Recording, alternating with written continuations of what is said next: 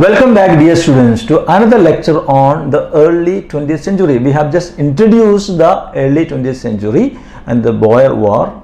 Now, in our lecture today, we shall talk about the social reforms in the early part of the 20th century. Some reformation acts that took place in the early part of the 20th century. The early 20th century was a time of liberal reformation in England. The Victorian era witnessed a lot of social reforms. We have discussed all of them. We have discussed about the different reform acts of the 19th century. Now, the desire for social reformation, please remember, my dear students, the desire for social reformation continued in the early part of the 20th century in Britain. And the social reforms in the early part of the 20th century would speed up the progress of the nation. So, we see in the early part of the century, 20th century, lot of reformation, cry for reformation. It will lead to the growth of the country.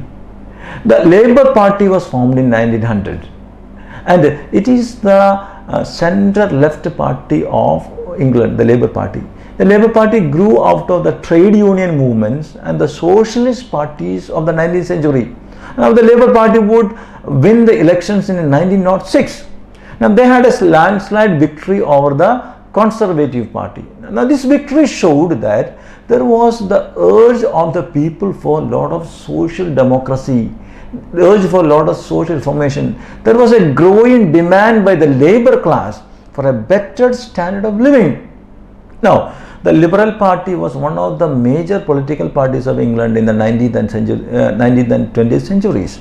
This Liberal Party grew out of the Whig Party, and the Liberal Party was dissolved in 1988 and was reconstituted in 1989. The Conservative Party, they are the Tories or the Conservatives. They are the centre-right political party of England. So the Labour Party, the Liberal Party and the Conservative Party. Now the different reformation steps taken by the Labour Party, we are talking about the Labour Party, the different reformation steps taken by the Labour Party increased the popularity of the party in England in the early part of the 20th century. Now, we shall see some of the reforms that they brought about. The free meals for economically challenged children was introduced in 1906. Elementary education was made compulsory for all children, and the 1906 provision of Meals Act would help the education of the undernourished children who did not benefit from the education. So that is the act that was introduced in 1906, that is free meals for economically backward children. The second act that we can remember is the Old Age Pension Act, 1908, Old Age Pension Act. According to this act, a weekly pension was given to men and women over 70 years. So that is Old Age Pension Act. And in India, there is a lot of cry for One India, One Pension movement today. So Old Age Pension Act. Every person over 70 years was given pension, weekly pension.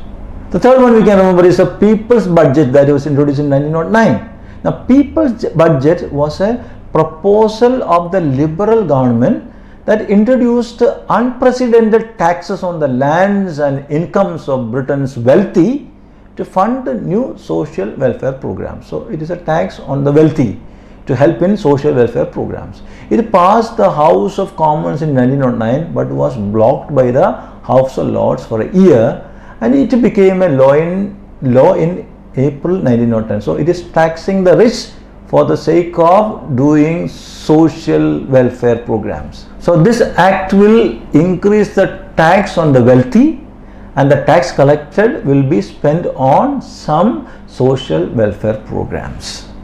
The fourth Reformation Act that we can remember is the National Insurance Act of 1911. Now, it was for the first time the idea of insurance was introduced. Now, the Insurance Act gave protection to workmen who lost their jobs due to illness or accidents. Insurance. Earlier, such men could only appeal to the poor law of the trade unions and the friendly societies. But today, they have an insurance program. The fifth one is the Parliament Act of 1911. This would enable salaries for the members of the Parliament. Earlier, there was no salary for the members of the Parliament. The Housing Act, which was passed in 1919, the Housing Act. This act enabled the slum dwellers to move out of their slums to easily available council houses. So slum dwellers, they were given or made available other houses. The Representation of People's Act, which was introduced in 1918. Now this act granted franchise to women householders over 30 years of age. Women can vote. It was only in 1928 equal suffrage was achieved, we know. The next thing that we can remember is the Education Act of 1870 and 1902. Education Act. These acts, education acts, facilitated education from the elementary level to that of the university. Thus, literacy became the order of the day. Education increased the social awareness of the people. The education acts. They became aware of the evils of industrial revolution. The general public felt the urgent need to find solutions to major problems like the decline of agriculture, the increasing urbanization, women's franchise, home rule for island, free trade or protection and uniform trade. So it is an education that will steer up, that will bring about a lot of reformation in England.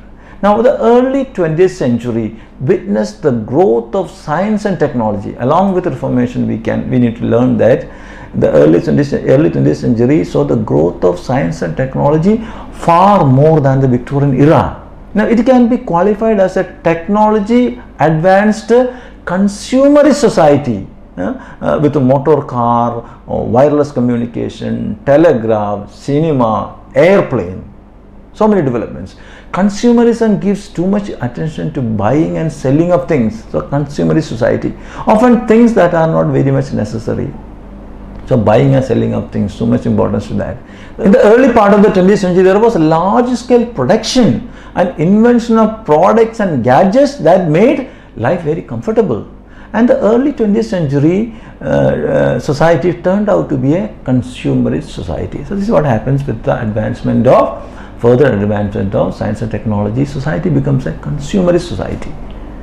The medicine made huge advancements and life expectancy also increased. The number of people available for manual work reduced and the number of people working in offices and service industries increased, which means the blue collar workers, the workers who did manual work, menial jobs, they decreased, and the white collar workers, office workers, they began to increase. Urbanization continued to grow in Britain during the early part of the 20th century, and there was demand for radical reforms. There was an emergence of organized labor, socialism and feminism. So we also see the continuation of the growth of the lower middle class and the educated working class as in the Victorian period. We said because of the industrialization and the growth of science, the lower middle class, the educating working class, they increase, they advance. The spread of education and the growth of industrialization furthered the growth of the middle class. So the growth of the middle class also is taking place during the early 20th century as in the Victorian era. So my dear students, we see a lot of changes in the social situation of England in the early part of the 20th century. So in our lecture today, we are trying to state the socio-political situation of Britain during the early part of the 20th century. We said the Labour Party came into power. The Labour Party is the left-wing party, left political party with the socialist ideals. Now they came to power in England in 1906 and they will introduce a lot of reformation in England. We have talked about the different reform acts that happened, that were introduced in the early part of the 20th century. There was much advancement in medicine, there was much advancement in industrialization and scientific progress, which made the life of Britain in early 20th century very comfortable. And the society is turning out to be a consumerist society, a society that is giving a lot of importance to goods, purchase of goods, production of goods, buying and selling. So buying and selling even things that are not necessary. The English society, the British society turned out to be a consumerist society as well. So my dear students, this was our second lecture on the early part of the 20th century. And this lecture we have introduced some of the Reformation acts that were introduced by the Parliament in England during the early part of the 20th century. I hope you have understood the main points that I was trying to communicate to you. For your assignment, please write down a summary of all the different Reformation acts, social Reformation acts that was introduced in the early part of the 20th century England. Thank you for your patient listening. Have a joyful learning. Hope to meet you again with another lecture soon. Have a nice time.